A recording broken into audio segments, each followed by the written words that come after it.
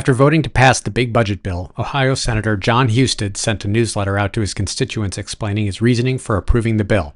We found that Senator Husted was spinning a narrative of self-interest into a fanciful tale about supporting his constituents.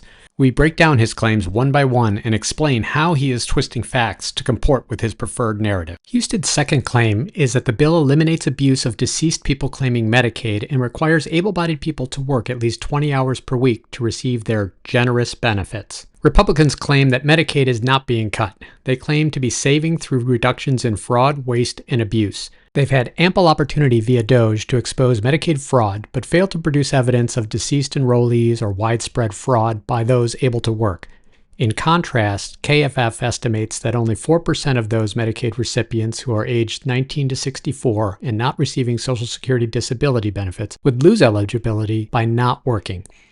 KFF also estimates that nearly 4.8 million current enrollees will lose eligibility mainly due to failures to comply with new paperwork requirements. Senator Husted does not mention that their bill does cut Medicaid funding to states that choose to offer their own state-funded health insurance to migrants within their state. This all translates to a CBO estimate of over 16 million people losing health insurance coverage beginning after 2026.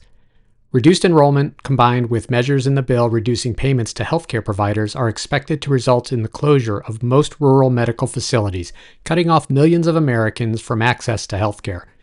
Each state, including Ohio, will be forced to decide whether to cut enrollees from their Medicaid-funded programs, further reduce payments to providers, or dramatically increase state taxes to make up for the reductions in federal support. Of course, Senator Husted is always encouraged to meet with us in an open town hall in person to explain some of the subtleties that perhaps we're missing in his explanation. We look forward to that opportunity soon.